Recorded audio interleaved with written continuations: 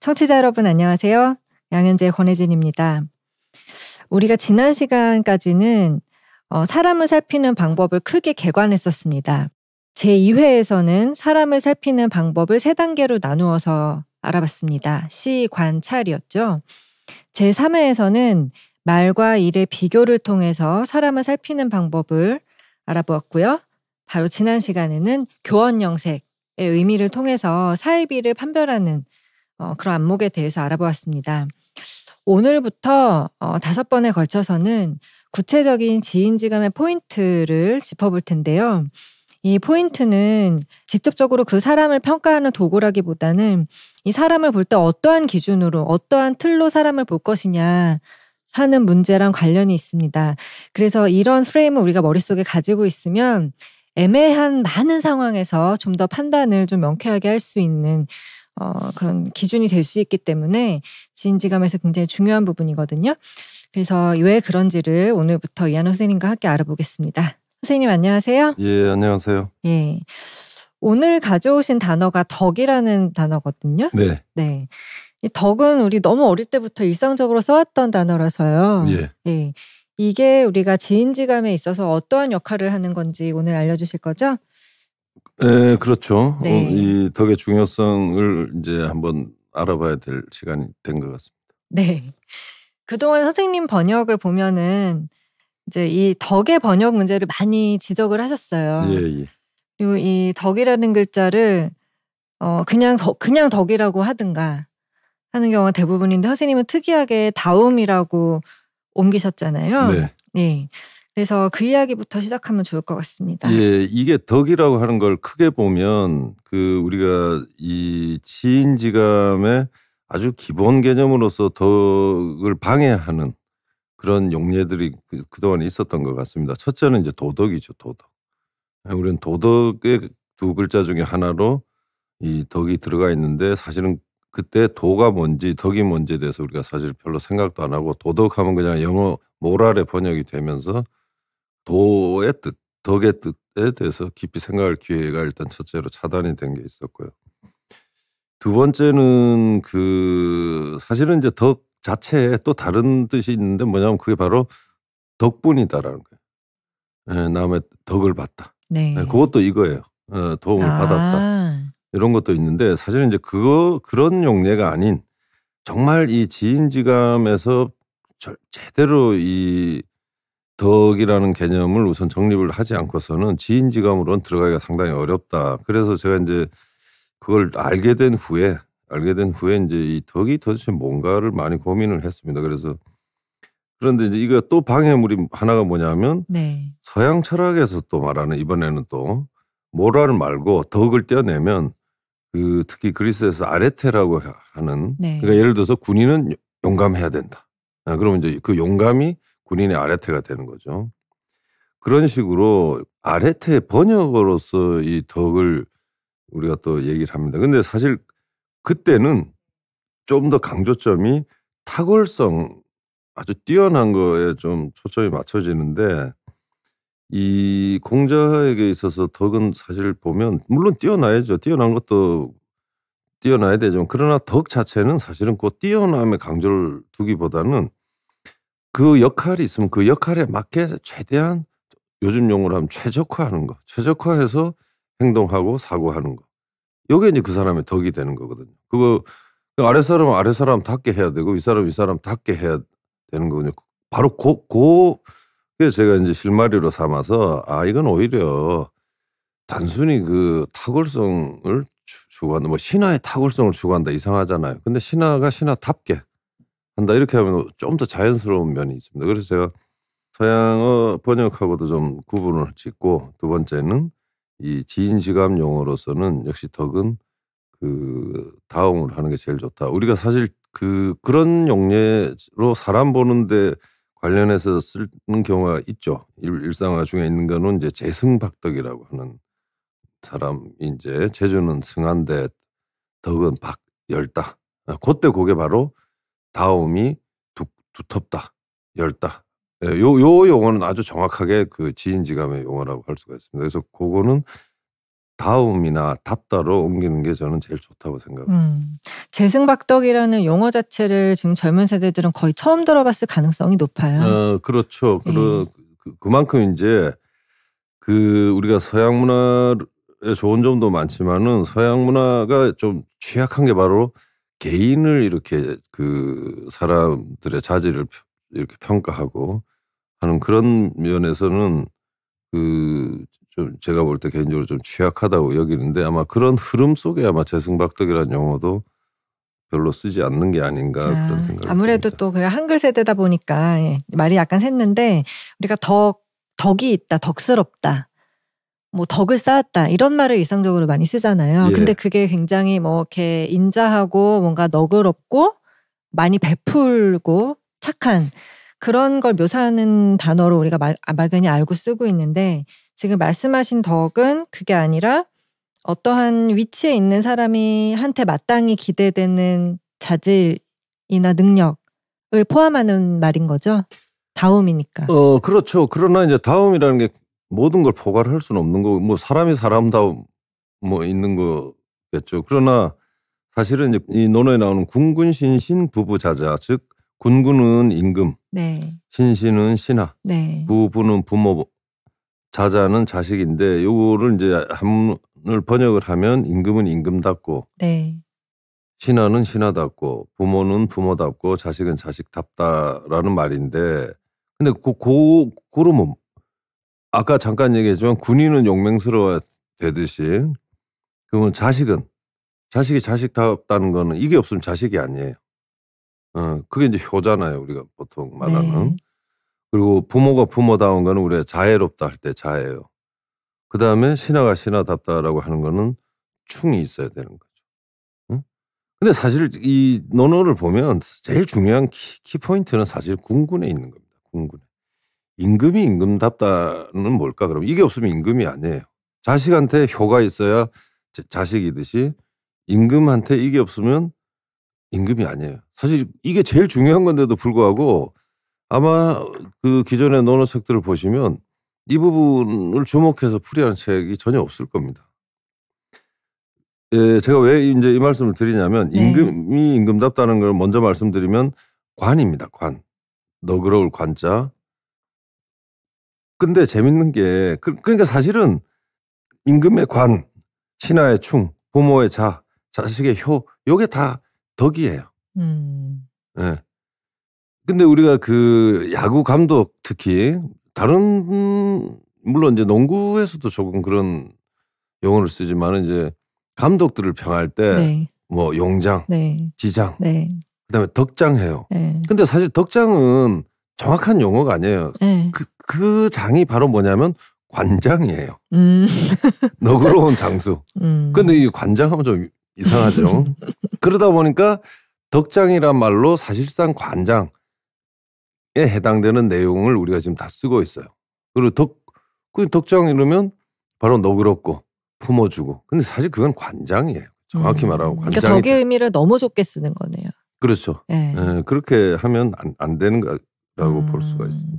그러니까 저도 이 다움이라는 풀이로 논어를 보니까 좀 더 훨씬 이해가 잘 됐어요. 그러셨어요? 네, 훨씬 더 이해하기가 쉽고 그냥 덕을 덕이라고 옮긴 거는 좀 왜 그래도 사람이 논리를 생각하면서 읽게 됐는데 좀 말이 연결이 잘 안 되는 느낌을 많이 받았었는데. 그렇죠. 그게 이제 왜 그러냐면 그것만 보더라도 이 논어에서 다음으로서의 덕이 갖고 있는 중요성을 기존 아마 연구자들이 좀 제대로 파악하지 못한 게 아닌가 그런 아쉬움을 제가 갖고 있습니다. 왜 우리 주는 서양 학문에 익숙해져 있는 사람들은 어떠한 개념을 제시하면 그걸 명확하게 데피니션을 딱 내리고 어떠한 시스템이 있으면 그 시스템의 구성 요소를 하나하나 다 정의를 하고 그걸 명확해진 다음에 거기에 맞춰서 사고하는데 굉장히 길들여져 있잖아요. 그렇죠.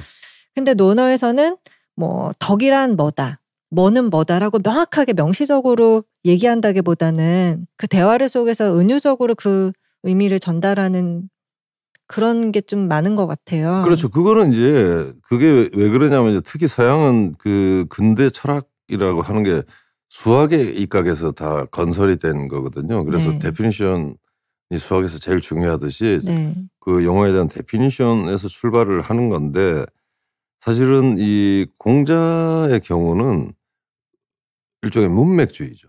컨텍스트 속에서 봐야 되는 겁니다. 그렇기 때문에 어떤 경우는 한두 문장 안에서도 물론 그 단어의 의미랄까 이거를 파악할 수 있지만 대체로 제가 이거를 공부해 본 바로는 네.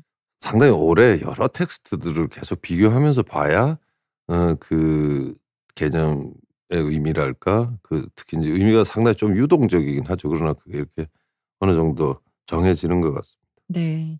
하여튼 저희는 선생님 덕분에 그런 복합적인 의미를 이렇게 쉽고 빠르게 알고 있어서 너무 아이고 다행스럽습니다. 감사합니다. 네. 선생님 그러면은 이제 우리 위정편에서 다움을 다루고 있는 대목을 이제 알아볼 거잖아요. 예. 예. 보통 강의하실 때 위정편은 다움에 대한 장이다라고 해설을 하시는데 네. 왜 그런 건가요? 위정편이 어떤 내용을 예, 다루고 있나요? 그래서 그게 이제 굉장히 중요한데 이 하기편이 끝나고 나면 바로 그 이어지는 게 위정편, 8일편, 8일. 2인편입니다. 네. 그래서 이걸 전체 논어 전체 구조를 놓고 보면 거기서 바로 지인지감을 할 수 있는 세 가지 키워드를 제가 볼 때는 이 논어 편집자가 제시를 했다고 봐요. 그 첫 번째가 위정편에 있는 덕이에요. 그러니까 위정편은 사실은 전체가 다음으로서의 덕이 뭔지 그리고 덕을 기르는 건 뭔지에 관한 거라고 봐도 과언이 아닙니다. 네. 물론 이제 우리가 또 다음 시간에 또 그런 식으로 하게 되겠지만 8일편은 바로 사리로서의 예. 네, 그다음에 애인 즉 다른 사람을 사랑하는 것으로 인. 그러면 결국은 여기서 우리가 먼저 그 들어가기 전에 분명히 알아야 되는 거는 네. 적어도 논어 안에서 사람 보는 아주 중요한 틀로 제시한 거는 다움과 사리와 애인, 타인을 사랑하는 마음 요거가 그 굉장히 중요한 잣대라는 거. 그 중에 이제 오늘은 우리가 이 다움이라고 하는 걸 집중적으로 보게 되는 거고 네. 요거의 1차적인 풀이는 네. 물론 뭐 아주 만족스럽지는 않지만 역시 위정편 전체가 바로 이 덕의 문제를 다루고 있다고 보시면 될 것 같습니다. 네. 위정편에 또 유명한 문구들이 많이 나와요. 물론이죠. 예, 특히 이제 가장 유명한 게 이제 이립, 부록, 지천명이 나오는 대목이겠고요. 예. 네, 위정편에는 되게 유명한 대목들이 많이 나오죠. 네, 뭐 이립, 부록, 지천명, 이순 뭐 이런 내용들이 나오는데 이런 대목들이 뭐 어느 나이쯤에는 뭔가가 돼야 되는구나 혹은 공자가 그랬구나 하고 그냥 넘어가는데 네. 이런 대목 하나하나들이 다 다움을 갖추는 거랑 관련이 있다라고 해석해야 된다는 거죠. 물론이죠. 그리고 이제 그 특히 위정편 바로 맨 앞에 네. 그 한 두 번째쯤 나오는 게 사무사입니다. 네. 그 뭐 공직자들이 많이 인용을 하던데 네. 생각을 함에 있어서 무사 이 그릇됨이 있어서 뭐 이걸 사특하다고 옮기는데 그건 정말 너무 심한 거고요. 그냥 바르지 못하다 이런 정도인데 사무사에서 간사할 사자인데 사자가 간사할 사자군요. 그 간사함이라기보다도 그냥 바를 정자의 반대. 바르지 못한 거기 때문에 즉 네. 무슨 얘기냐 반대로 얘기하면 바르게 사고하라는 거예요. 바르게. 근데 이거를 그냥 그렇게 풀이하고 끝나면 아까 말씀하신 것처럼 그냥 이게 뭐 그런가 보다 이렇게 끝나는 거죠. 그러나 그게 아니고 위정편 전체가 바로 덕을 쌓는 걸 향해서 나아가는 거고 그러면 덕을 어떻게 하면 쌓을 수 있는데 혹은 덕을 어떻게 내가 갖출 수 있는데 이렇게 했을 때 그 첫 번째가 생각에서부터 바르게 생각하라는 거예요. 그러니까 이거는 일종의 주춧돌 같은 겁니다. 주춧돌 같은 역할을 하는 사무사라는 게 너무너무 중요한 거죠. 예, 그래서 다움을 자꾸 무슨 개인적인 아름다움 뭐 이런 거하고는 관계가 없어요. 이 덕은 철저하게 공적인 덕입니다. 사적인 덕이라는 건 없어요. 말이 안 돼요. 사덕이라는 건 말이 안 돼요. 예, 공을 향해서 나아가는 건데 그러니까 공을 향해서 나아가려면 어떻게 해야 되느냐 했을 때 그 답으로 제시한 게 사무사예요. 이 사무사가 나오는 절에서 원래는 이렇게 얘기하잖아요. 시 전체를 네네. 한 단어로 한마디로 줄이면 사무사다가 네네. 딱 그거 구절이잖아요. 네네. 그럼 그거 하나 조금만 더 풀어주시면 좋을 것 같아요. 어떻게 그 그렇죠. 시가 한마디로 사무사라는 거죠? 시라기보다 시경에 있는 예, 삼백수. 예. 그러면 공자가 바로 이 시경의 편찬자잖아요. 네.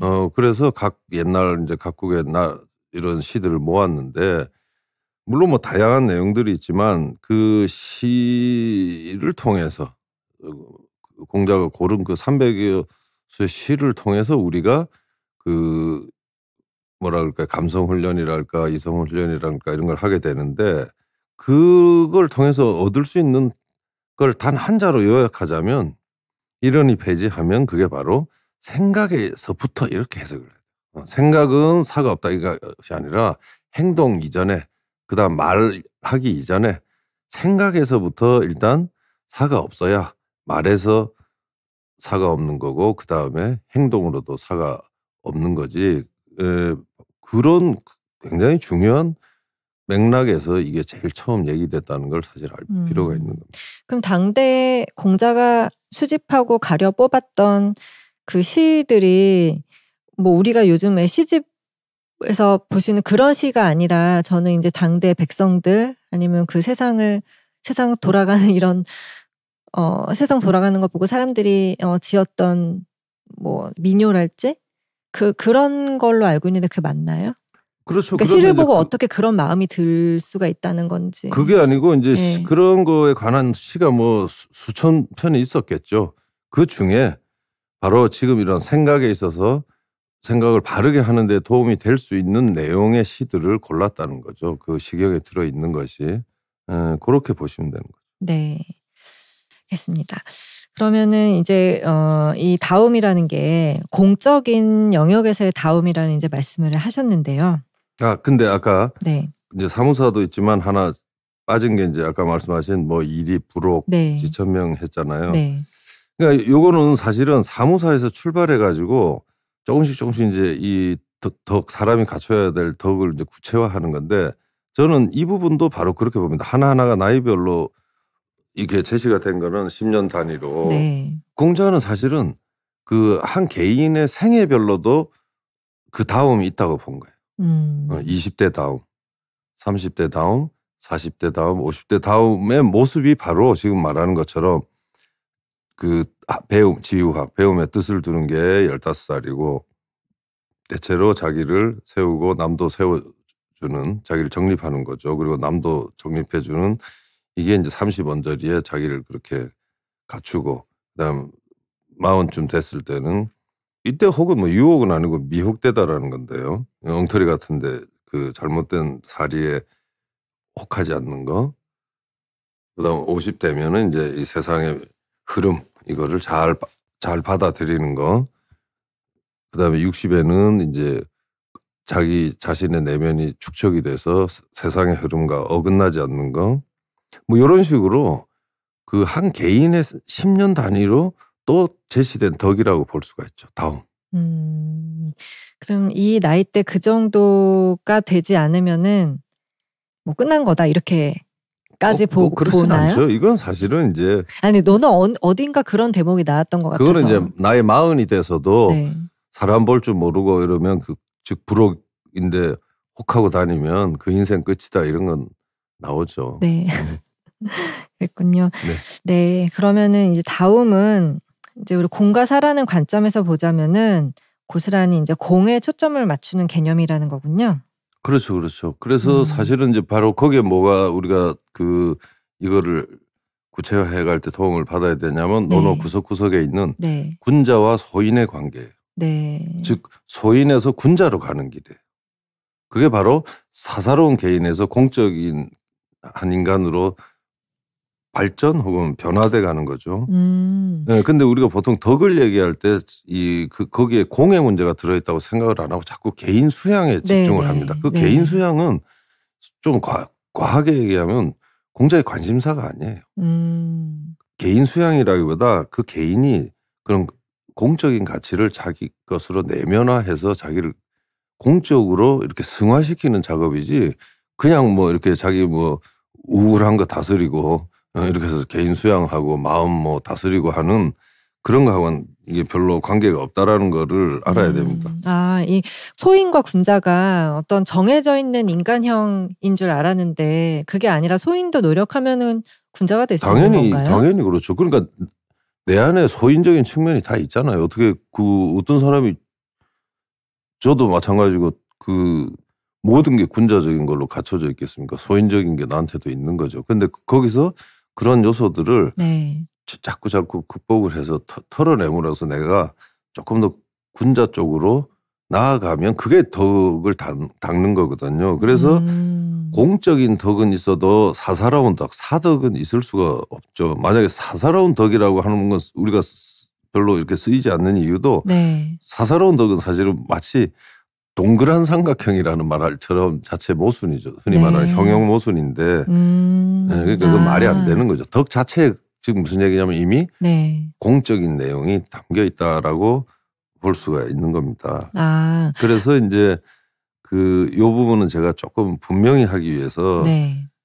그러면 덕을 이렇게 쌓아가는 거 요거 이제 뒤에 조금 더 우리가 구체적으로 해야 되는데 이 덕을 쌓아가는 거 두 가지가 있거든요. 네. 그러니까 하나는 나한테 없는 거를 다른 사람들의 좋은 점에서 보고 배워서 가져오는 거. 이건 숭덕이라고 합니다. 높인다. 네. 덕을 높이는 거고. 네. 그리고 보통 이제 수기 뭐 이렇게 할 때 수양할 때 그 닦을 수를 쓰는 거는 나한테 안 좋은 거, 안 좋은 점, 소인적인 측면 이런 걸 덜어냄으로써 나머지 좀 더 군자적인 면이 나한테서 좀 더 발현되도록 하는 거 이런 건데. 아, 그럼 다음을 높인다는 문제에 있어서는 수기는 그 일부 영역만을 지칭하는 건가요? 나한테서 아니요. 나쁜 거 이제 덜어내는 사실은 이제 거? 그 부분을 수신제가 그동안 제가 네. 그 동양철학을 공부하면서 보면 네. 국내 이 저자들은 그 구분 안 해요. 네, 구분 안 하는데 네. 사실은 엄격히 말하면 수기는 아까 말씀드린 것처럼 약간 네거티브한 쪽이고 숭덕은 이제 포지티브한 쪽이죠. 좋은 걸 가져오는 거고. 근데 숭덕과 수덕으로 나누면 이걸 포괄해서는 수기라고 할 수 있겠죠. 그냥 네, 나를 닦는다. 네. 뭐 이렇게 이제 쓰이는 거고. 네. 그래서 그거는 조금 분명히 하기 위해서 제가 네. 예를 좀 가져와 봤습니다. 네. 그래서 논어에서 이제 그 자장이라는 제자가 바로 물었어요. 네. 덕을 높이는 건 어떤 겁니까? 방금 아까 말씀드렸죠. 남한테 네. 좋은 거 배운다는 거. 근데 네. 그건 뭐냐면 말 그대로 자기 자신한테 거짓이 없는 것과 남과의 신뢰 이 두 개를 바탕으로 하면서 의는 저는 이제 마땅함으로 옮기는데 자꾸 네. 정의 이런 건 너무 거창하고요. 네. 그렇게 하면서 자기 욕심이 아니라 마땅히 해야 하는 쪽으로 옮겨가는 것이 바로 다음을 높이는 것, 숭덕이라는 거예요. 그러니까 소인은 욕심 쪽이고 아무래도 군자는 마땅함 쪽으로 옮겨가는 거겠죠. 전 여기서 재밌는 게 네. 마땅하게 하는 거, 뭐 마땅함을 지키는 거, 뭐 이런 표현이 아니고 마땅함으로 옮겨감이라고 했거든요. 네. 그러니까 덜 마땅한 거에서 그렇죠. 더 마땅한 거로 이렇게 가는 거. 맞습니다. 그게 아까 말씀하신 사무사, 사가 없는 쪽으로 바르게 네, 바로 가는 거 그거와 같은 겁니다. 네, 거죠? 맞습니다. 그 다음에 이제 또 다른 제자가 번지라는 제자가 이제 물었을 때도 네. 뭐라고 하냐면 일도 보면 이미 일 자체가 공적인 거예요. 일을 우선시하고 이득, 사사로운 이득. 네. 사사로운 이득은 좀 뒤로 하는 거. 네. 이것이 숭덕이 아니겠는가라고 말을 함으로써 네. 이 덕을 높이는 거는 바로 사사로움 쪽에서 공적인 마땅함 쪽으로 옮겨가는 거라는 걸 공자가 굉장히 분명하게 이제 말을 했고요. 사실은 이거와 관련해서는 그러니까 우리가 흔히 쓰는 말 있죠.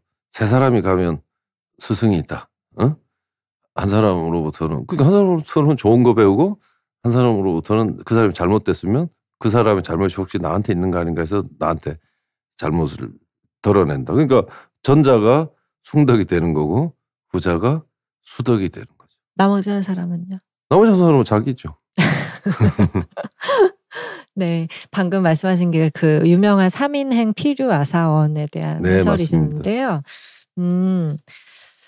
네, 번지가 다음을 높이는 방법에 대해서 묻자 공적인 이익을 우선하고 사사로운 이득을 뒤로 하는 것이 다음을 높이는 것 아니겠는가라고 공자가 답변을 했습니다. 네. 네.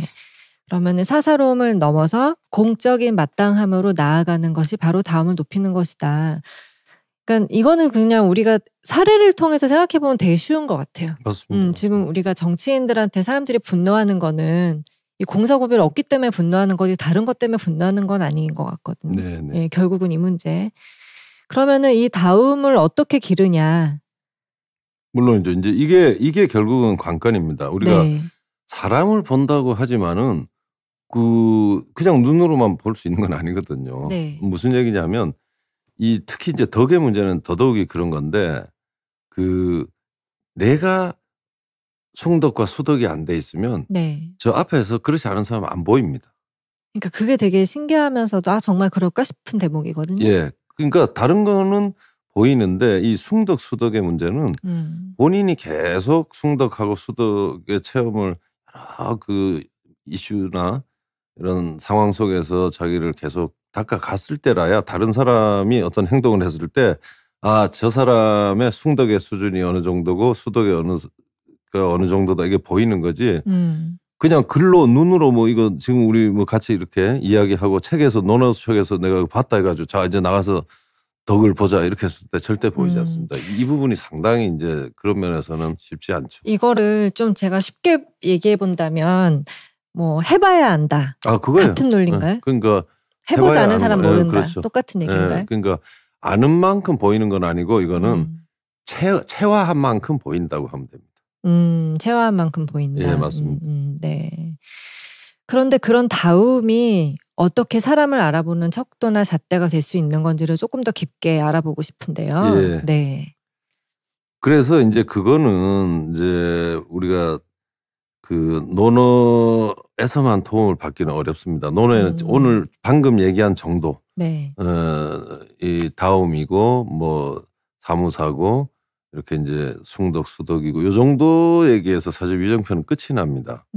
그래도 뒤에는 이제 사람 보는 케이스가 많이 나오잖아요. 물론 이제 케이스에서는 나오지만 이렇게 정돈해서 우리 같은 사람이 이제 덕을 내가 통해서 사람 보는 법을 좀 익혀야 되겠다고 했을 때 네. 위정편에 있는 내용만 가지고 많이 부족하죠. 네. 그래서 물론 이제 그 다음에 보이는 거는 논어에서 태백편이 이제 그 다음에 다시 또 덕을 다루는데 그 태백편의 주제는 지덕입니다. 지극한 덕이에요. 그러니까 덕을 한 번 더 심화하는 거죠. 덕에도 수준이 있군요. 당연히. 닦아 나가고 더 나았게 할 수 있는 거니까 수준이 당연히 그런데 있겠네요. 정점이죠. 지덕은 이제 최고의 덕이죠.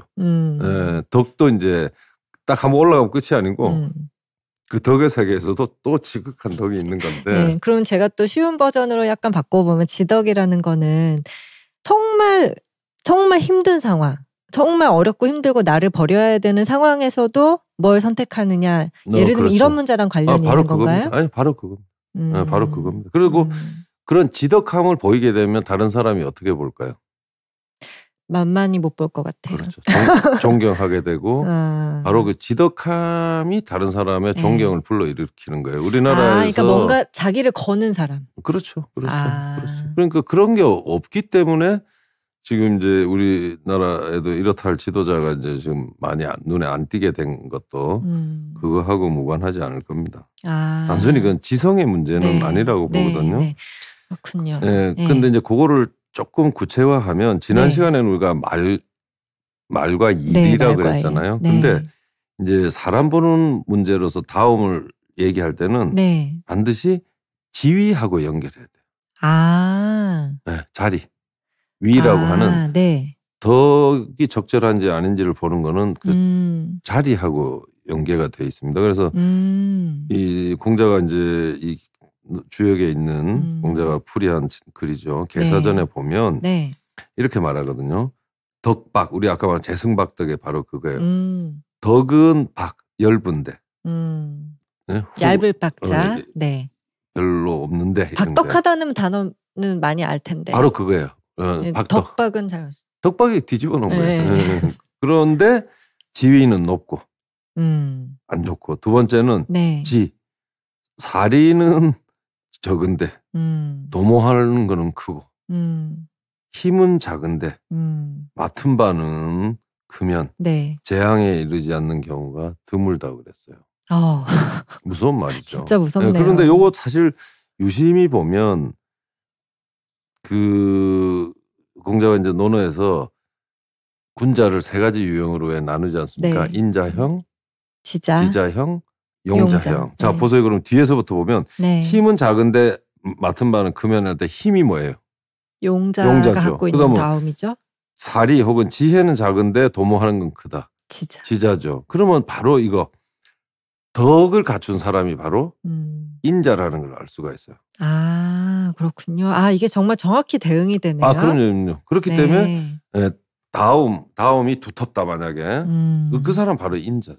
아, 예, 인자를 우리는 자꾸 무슨 선행하는 사람으로 생각하는데 그렇지 네. 않아요. 절대 그렇지 않습니다. 왜? 아까 우리가 덕이 뭐라 그랬습니까? 다음. 차에서 공으로 나아가는 거라 그랬죠. 다음은. 그러니까 공으로 나아간다는 것 자체가 이미 뭐예요? 그 인이에요. 타인을 배려하고 타인을 생각하고 그거를 내 거로 만들고 이미 내 사고 안에서부터 이미 타인을 생각하는 걸 체화했기 때문에 그러니까 제대로 된 공인이라면 공인다운 공인이라면 즉 공인의 다움을 갖춘 사람이라면 당연히 인자가 되는 거예요. 네, 그래서 여기서도 그 세 가지 유형 중에 맨 앞에 다움은 엷은데 지위는 높고 요게 일치되면 제일 좋은 거죠. 아, 이렇게 보니까 다음을 가지고 어떻게 사람을 본다는 건지가 훨씬 더 쉽게 이해가 되네요. 이제 조금 이해가 되시죠. 이제 네. 조금 더 우리가 네. 나아갈 수도 있습니다. 좀 더 나아가 주세요, 선생님. 그래서 네.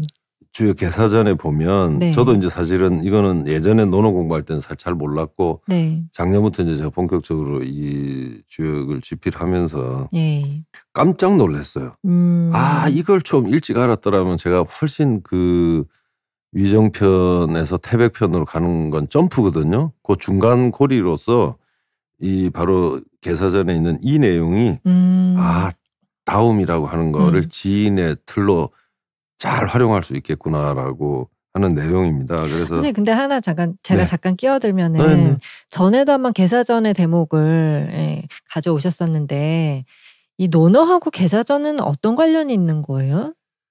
이게 청취자들은 좀 궁금해하실 것 같거든요. 예, 이렇게 보시면 됩니다. 예.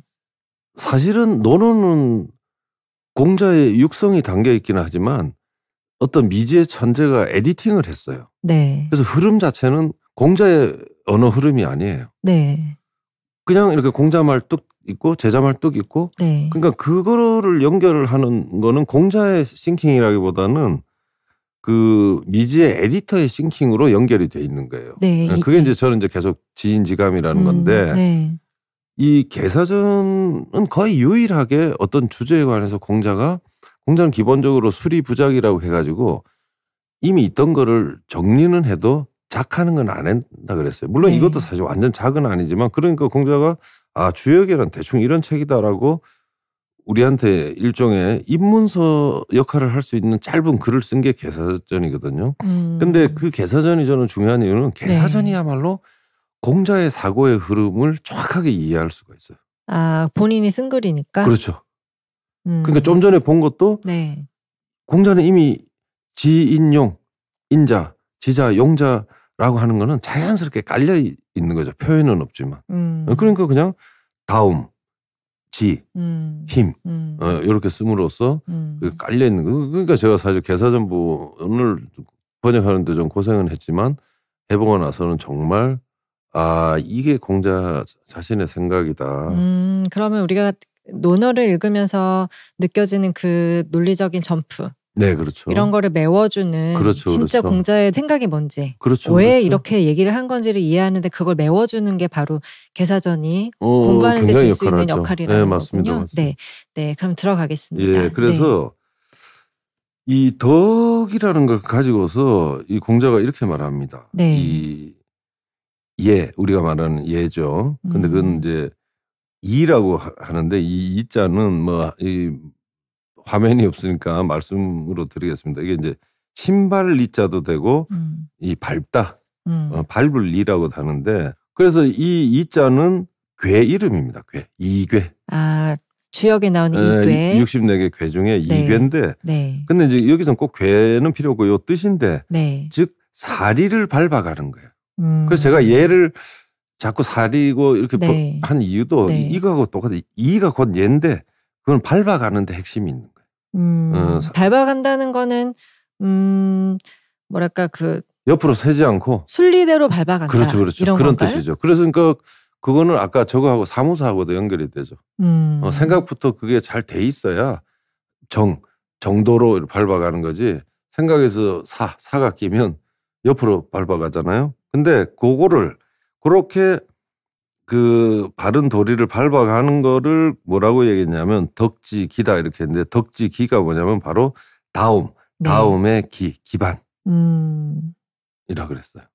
이게 출발이라는 거예요. 얘가 이가 예? 그러니까 덕과 이 예 관계에서 보자면 그 예라고 하는 거는 바로 덕의 기초라는 거예요.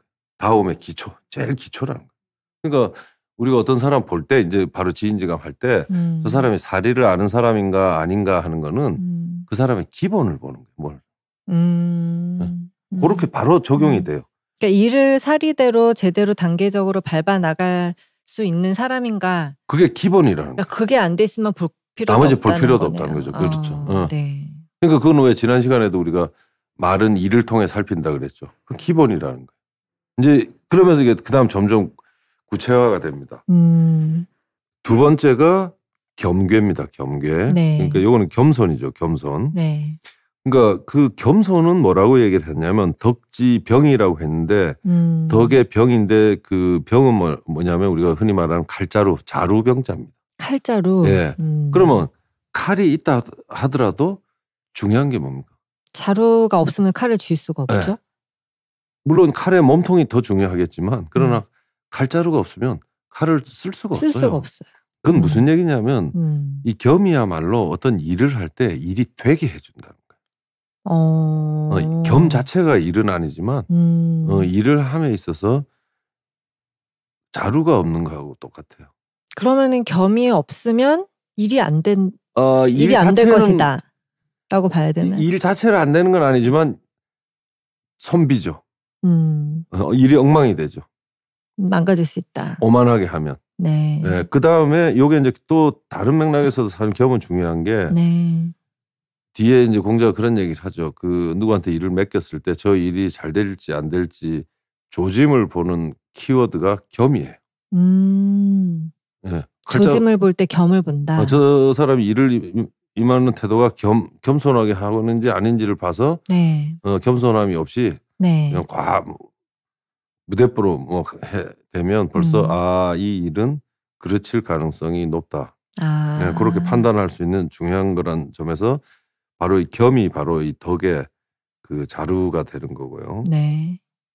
그다음 복괴가 있는데 복괴라고 하는 거는 말 그대로 이 극기복례하고 연결이 되는 겁니다. 복이 이게 되돌아간다 뜻이잖아요. 되돌아가는 거죠. 근데 어디로 회복한다. 되돌아가냐면 예로 되돌아가는 거죠. 복례. 예로 되돌아간다. 사리로. 그러니까 왜 우리가 또 일을 진행하다 보면 좀 옆으로 갈 수도 있고 또 흔들리죠. 그럴 때 중요한 건 뭐냐면 복원력이죠. 복원력. 그 사람한테 복원력이 있는 사람인지 아닌지도 봐야 되는 거예요.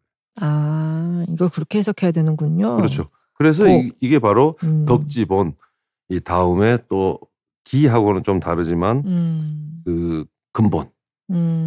근본이라고 이제 보았고요. 그러니까 다지새기면은 어떤 일을 약간 그르칠 것 같거나 뭔가 좀 잘못되었을 때 제대로 바로 회복시키는 그렇죠.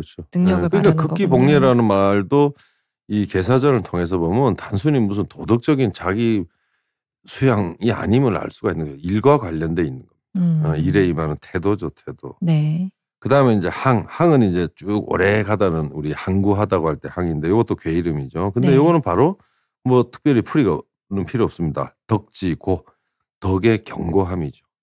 항이 있어야 되겠죠. 항심. 오래 가는 마음이 있는지 없는지가 또 우리가 사람을 보는 지인에 있어서 굉장히 중요한 키워드라고 할 수가 있습니다. 네. 이건 좀 쉽게 이해가 되네요. 오래가는 게 중요하니까. 그다음은 그렇게는 어렵지 않아요. 네. 그다음에 이제 손괴, 익괴는 같이 봐야 되는 우리 손익이라는 건데 그러니까 손괴가 바로 덜어내는 건데 손해본다는 게 아니라 바로 이게 바로 덕지수예요. 덕에 닦아내면 우리 아까 했던 바로 그게 수덕이에요. 수덕. 나한테 안 좋은 거 닦아내는 거고 익괴는 바로 뭐냐면 덕지유라고 해서 이 유는 이제 넉넉할 유자입니다. 부유하다 할 때. 그러니까 이거는 왜 넉넉해? 나한테 어떤 다른 사람한테 있는 좋은 점을 계속 숭덕. 숭덕이 바로 이 익이에요. 이게 표현이 재밌네요. 손은 이게 덜어낸다는 뜻인데 나한테서 안 좋은 거를 덜어내는 거. 그런 뜻이에요. 나한테서 바로. 마이너스 시키는 거, 안 좋은 바로 거. 그겁니다. 이익은 다른 사람의 좋은 거를 나한테 가져오니까. 그러니까 넉넉해지죠. 네. 덕지. 나한테 가져오니까 넉넉해지. 그러니까 다움이 넉넉해짐이네요. 그렇죠, 그렇죠. 정확하게 다음에 제가 고치도록 하겠습니다. 감사합니다. 네. 네. 그 다음이 이제 굉장히 중요한 건데, 네. 곤이라고 하는 게 곤괴인데 이게 바로 우리 공경이에요. 공경, 어려움. 네. 그러니까 공경을 뭐라고 공잡았냐면 이게 바로 덕지변이에요. 덕의 분별, 다음의 분별함인데 뭐냐면 분별이 딴 게 아니고 이때 즉 어려움을 겪어봐야 저 사람이 현재 갖추고 있는 것이 진짜 다움인지 겉으로만 갖추고 있는 가짜인지를 분별해낼 수 있는 계기가 된다는 점에서 이 곤 혹은 곤괴라고 하는 게 바로 덕지변이 된다는 겁니다. 이거 겪어본 사람만이 안다면 그 얘기네요.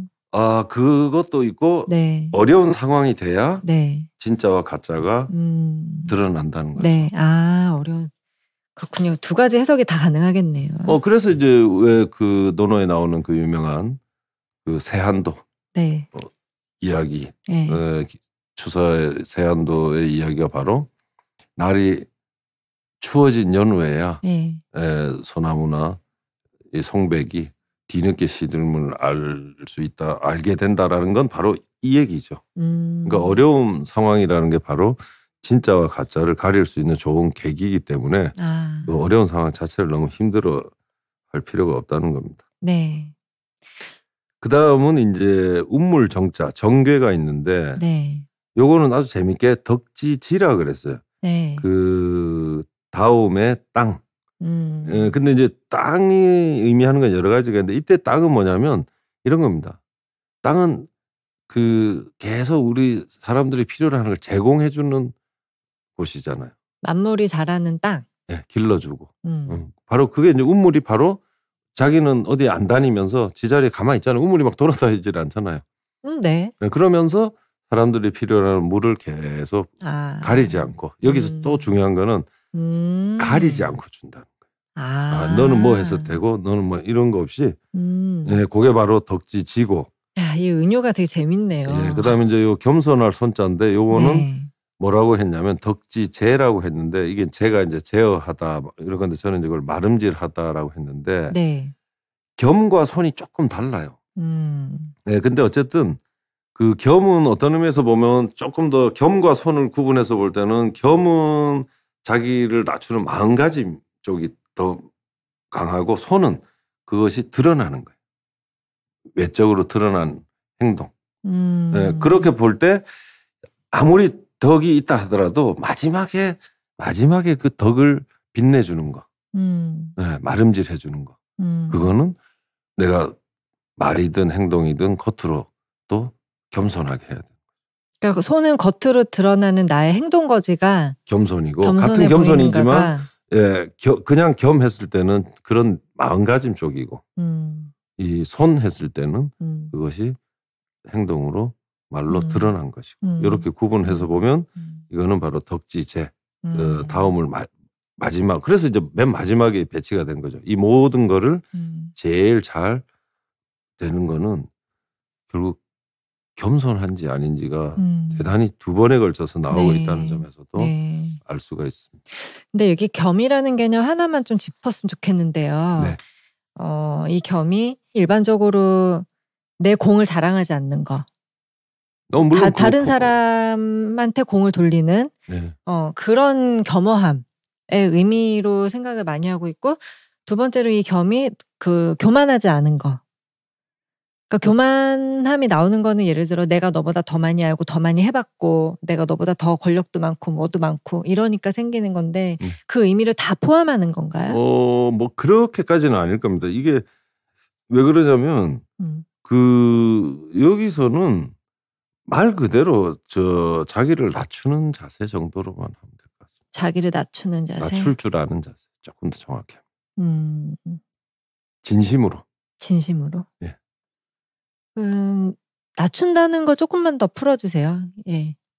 그러니까 낮춘다는 거는 뭐 사람들은 누구나 자기를 그 내버려 두면 좀 지나치게 자기를 드러내고 싶어 하는 거죠. 그거를 저는 뭐 엄청난 게 아니라 조금 거기서 조금만 물러서도 저는 겸이라고 봅니다.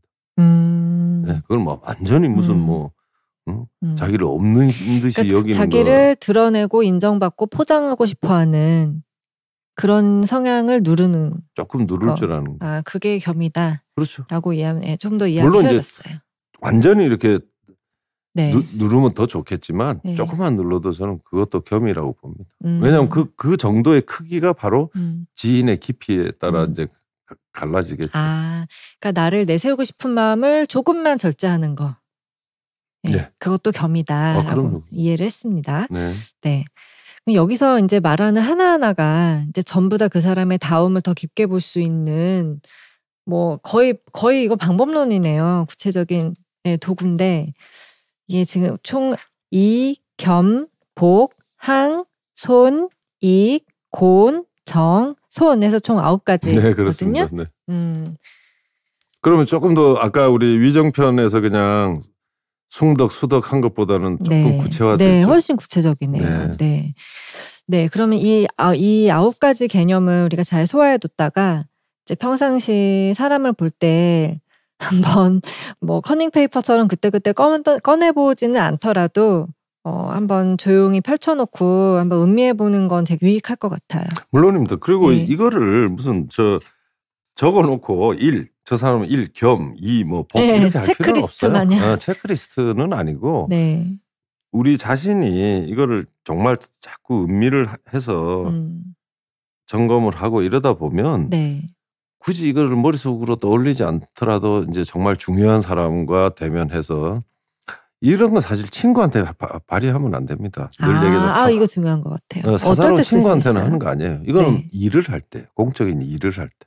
공적인 일을 할 때. 그래서 저 사람과 뭔가 뭐 동업부터 시작해가지고 네. 위아래로 맺어져서 일을 하게 될 때만 이거를 속으로 발휘하는 거지. 평소에 막 이렇게 발휘하고 친구들한테 하면 절대 안 됩니다. 아, 그렇군요. 이거 오늘 강의에서 가장 중요한 포인트가 바로 이거였습니다. 아니, 아무데나 적용하는 건 아니다. 네, 이 지인지감은 공적인 영역에서 쓰라는 거지 친구들한테 지인지감 발휘하면 안 되죠. 그러니까 평소에 논어 강의하실 때도 이 조직 사회에서 이 논어의 인사이트가 어떤 유효성을 갖는지를 얘기를 시작하시잖아요. 네, 그래서 그러니까 이해가 잘 되더라고요. 얼마 전에 우리 3회, 네. 3회분 제가 이제 제 페이스북에 올렸는데 어떤 분이 거기다가 그렇게 쓰셨더라고. 아이고 이거 내가 직장 다닐 때 알았어야 됐는데. 네. 그래서 제가 반 농담이지만 제가 왜 정년퇴직 하신 분은 가능하면 논어 공부하지 마시라고 하는 게 제대로 논어를 알게 되면 아이고 그때 내가 알았어야 되는데 이게 대부분 그런 생각을 하실 겁니다. 그래서 제가 이 지인지감을 굳이 팟캐스트를 하는 것도 사회생활 하기 전에 초년생이 이거를 어느 정도 감을 가지고 시작하면 얼마나 좋을까. 그래서 누구나 쉽게 들을 수 있도록 하고 싶어서 시작한 것도 있습니다. 네. 선생님, 그러면 오늘 시간은 여기서 이제 마무리하고요. 네. 우리 다음 시간에는 그 2번째 포인트. 살이라는 거. 사실 오늘 제가 그 질문을 하고 싶었는데 너무 길어질 것 같아서 입을 아꼈는데요. 다음 시간에 자세히 같이 알아보겠습니다. 선생님 감사합니다. 네, 감사합니다.